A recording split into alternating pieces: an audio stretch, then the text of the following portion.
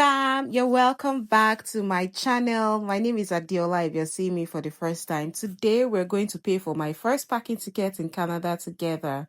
After paying this parking ticket, then we'll talk about how I got my driver's license. $60, how would you pay? Debit? Yeah, you can tell from the screen.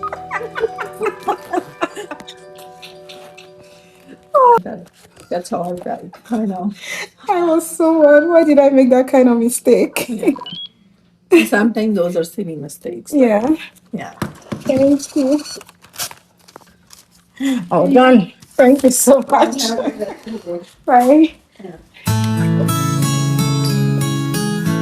Oof.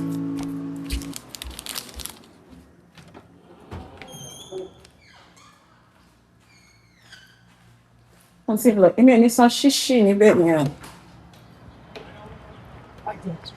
Oh, what our downtown looks like.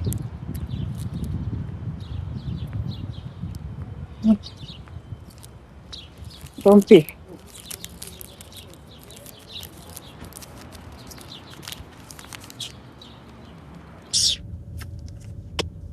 To lost some parking ticket. If it's my park, say me or sanwo.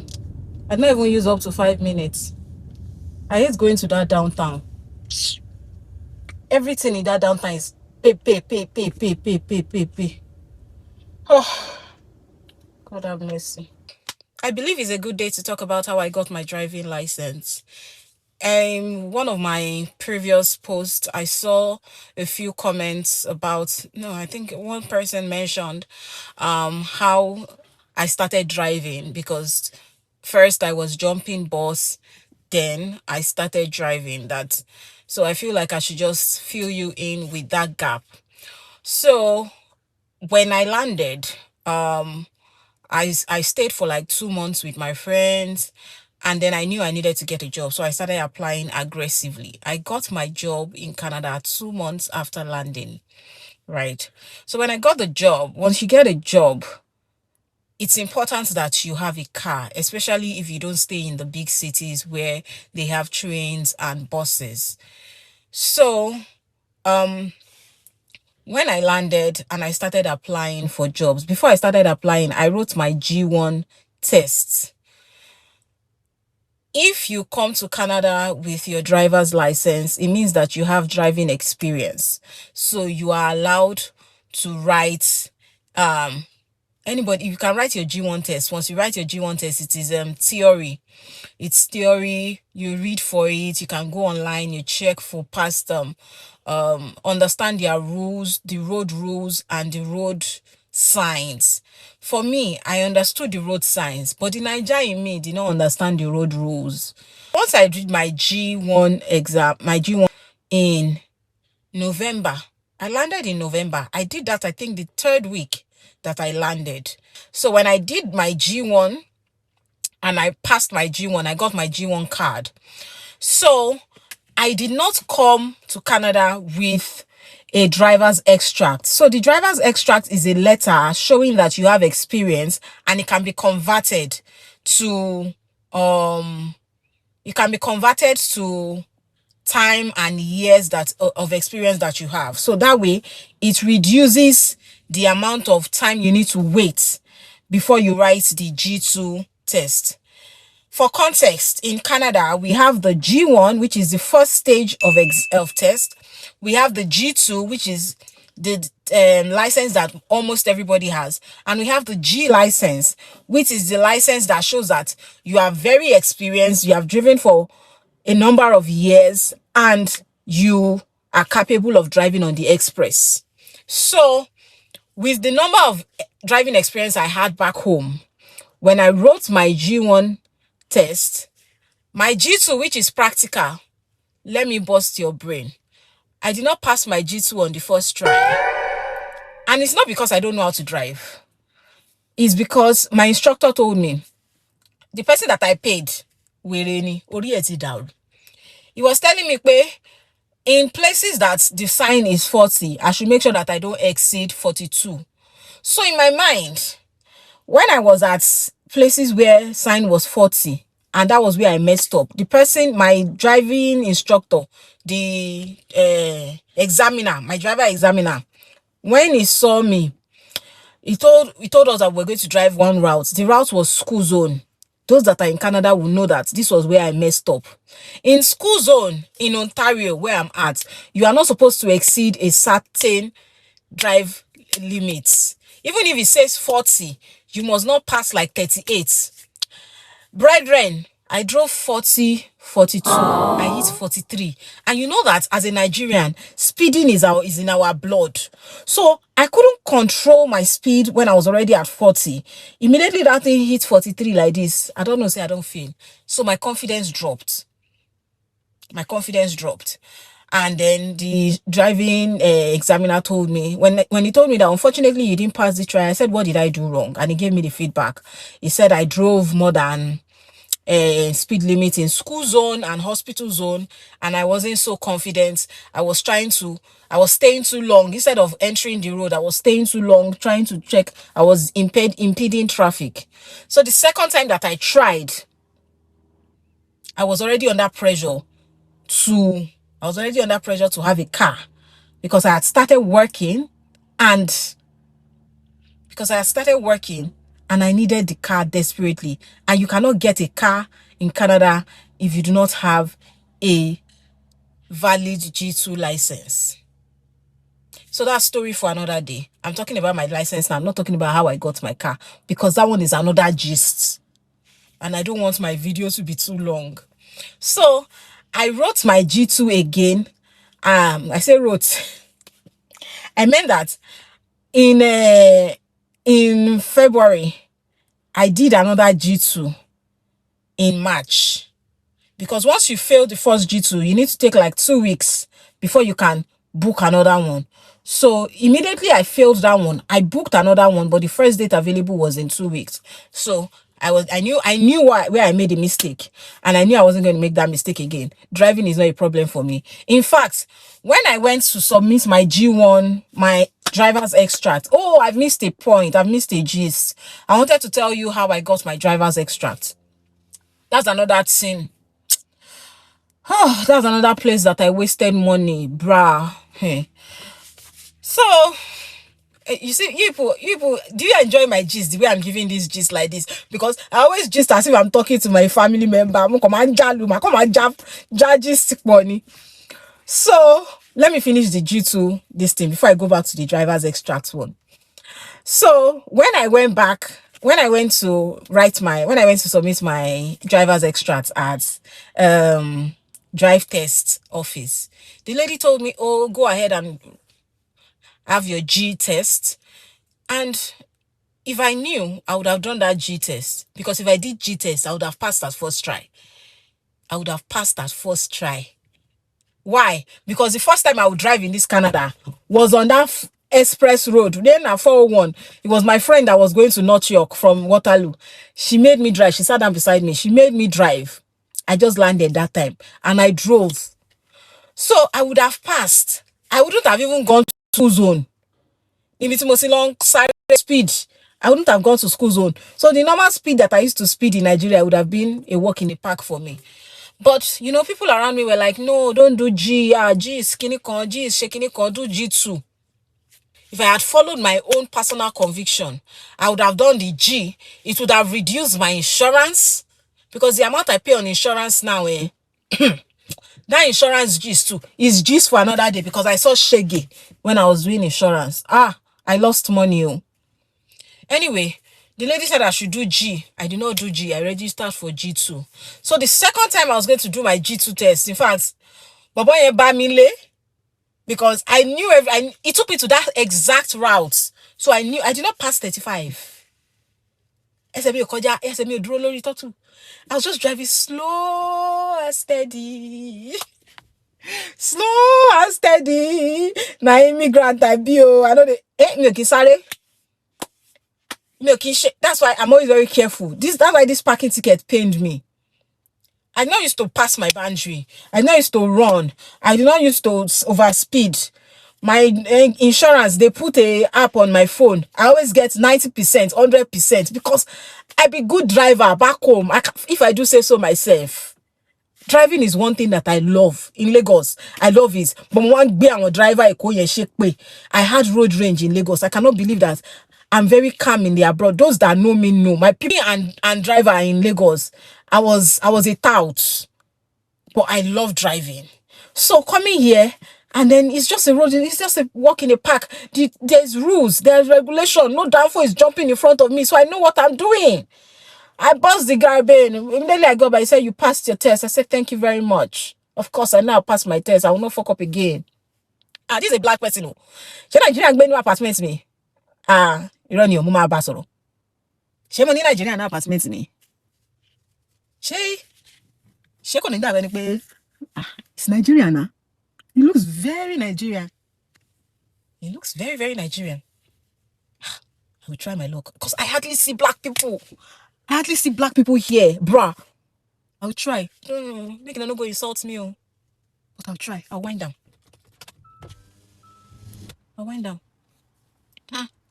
Not sure. Yeah, Jesus.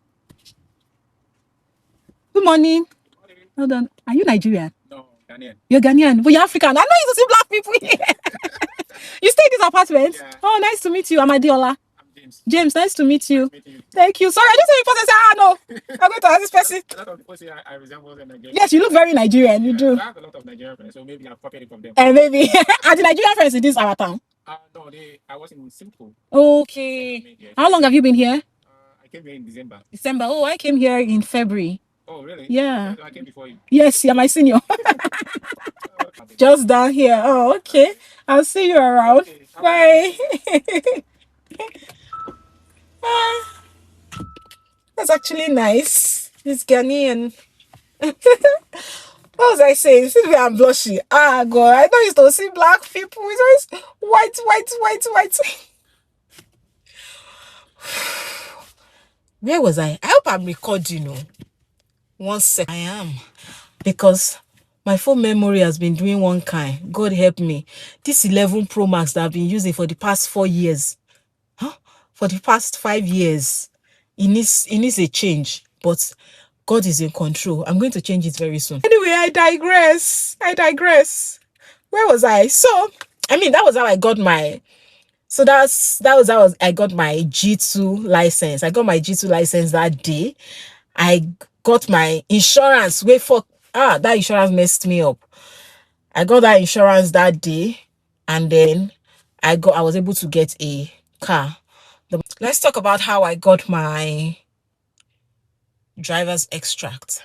So I would advise you to please, don't come to Canada with any extract from Nigeria. I don't know if it's acceptable, but most people have said that it's not acceptable. I did not come with it. What I did from my own, and you know that I will only share what I know from my own personal experience. When I arrived, I went to the Nigerian High Commission, Ottawa. I went to their website. I got the requirement. So what is required, as at the time that I did it, is your driver's license. You get a check. I think it's a debit note or something. I can't remember the amount though. I should actually find out the amount. I'll try and overlay it on this video because I didn't think about this video. I should have gotten that information before coming here to talk to you guys, but I'll overlay it somewhere here. You get your driver's license, the payments, and then a letter requesting for the extract. Then you will post it. Go to Canada Post and post it to the Nigerian High Commission. You write a letter to the Nigerian High Commission requesting for it. And then you add your driver's license, original copy of your driver's license. I made the mistake. I went to Canada Post. I shipped, when I was shipping, I posted envelope of the letter, the photocopy of driver's license. I did not put the original copy. I also forgot to include the payments. So my $20-something, $30-something that I used to post, all gone. what I did was I now sent an email to the Nigerian High Commission that I've made a mistake, blah, blah, blah, blah, blah, whatnot. I didn't get a response initially. So when my envelope got to them, okay, they now replied me that I should send the money. I should send the money with another post. So what I did, I got another envelope, added another letter, put the money. I did not add my driver's license. Again, I wasted another $20 something sending it to Ottawa. So the lady now called me that what she's going to do, instead of me buying new envelope, she's going to send but I'll need to still send the ID card to them. And this was around December. They were going to close for the year. This was in December. They were going to close for the year. That what she's going to do for me, she will help me to send she'll help me send back the first 2 envelopes. So you're supposed to get 2 envelopes from the Canada Post. The envelope they'll use to send your driver's extracts, because Canada national, because oh, that's a garbage truck. I was so scared, because Nigerian High Commission will not buy envelope for you, so you need to buy extra envelope. So she said that extra envelope that she will use it to send me my documents so that I can send, so she can at least cite my driver's license. Anyway, to cut the long story short, they just gave me my, I sure did all the ceremony, I did all the process, lost all the money, but they were also very helpful. The lady was very helpful. They sent me my driver's extract. When I got my driver's extract, I went to, in January, yeah, I delayed, I even stalled. I didn't go until February. Yeah, I didn't go until February. Go back to drive test. I went back to drive test in February to book my test. She told me to write a G test, and she told me that if I passed on first try, they're going to refund me. I know pass G2. I know get refund. So I had to pay extra money to do another G2 test, because if you fail, you will pay to do another one. So that was it. That's what happened with my, and that's how I got my G. That's how I got my license. That's how I got my car. I hope this my long gist has been able to explain to you how I went from jumping GRC bus to driving my car. All right. So if you have any other questions concerning what things to look out for when you are doing your G2 practical, I'll be glad to give you the insights, because it's not hard. It's not hard at all. You just need confidence. Make it sure for you, and don't overspeed in a school zone. Those things, they look out for it. Don't overspeed in school zone. Maintain the speed limit and be confident. You will get it at first try. Don't be like me. Don't be like me. I paid $100 for drive trainer, non-stupid trainer. We say I will train him in Lagos. Was telling me nonsense. If you had put the fear in me, don't go past 38 kilometers per hour. Don't shake any con. Was telling me if you at least do two more, it will not be so bad. Kiss my teeth. Anyway, that's all for now, guys. I'll see you shortly. Bye. My people, updates still. Wow. So I told you that I was going to go and research and confirm the exact details of things that you need for your driver's extract and how to get your license in Canada. When I went to research, when I was talking in my previous clip that you watched before now, I was saying that the officer at the drive test told me that I could write my full G straight, because I had over 10 years drive experience from back home after submitting my extract, my drive extract from the Nigerian High Commission. Now, the new update is that even if you have more than 10 years experience from Nigeria and in that extract, you still need to drive your G2 first for 1 year before you can write your full G test. And this update was implemented July 2026. That's the latest update. I said I should come and give you people updates. Make it not be like, say, Adeola told us this. This is what, as of July 2026, that is what the government has implemented. But please do with the information the ones that works with you is that when you are coming, you can apply from FRSC from Nigeria, but I will not advise it because it has time. I think it expires in 6 months or something, or 3 months, I don't know. But the best bet to avoid wasting money or paying twice, please just go to Nigerian High Commission. It is $100 as of today that I'm filming this. It's July 2026. $100 overdraft or something. You get it from the bank. You get a bank $100 draft from the bank. You put it in an envelope. You ship. This is for Ontario. I don't know about other provinces. Okay. You put it in an envelope from Canada Post. You post it to Ottawa. In that envelope, you include the overdraft from the bank, your original driver's license. They need to cite it. A photocopy of your biodata, passport biodata. A photocopy of your driver's license as well, I think. Yeah. And an extra envelope. The extra envelope is what they will put your driver's extract, your signed extract. That's where they will put it. Also add an application letter writing to the High Commission that you need a driver's extract. Shikena, those are all you need. This information is valid as of today, July 2026. All right. I just said I should add that. I'd already done a video. I'm going to join it together now. So see y'all in my next video. Bye, fam bam.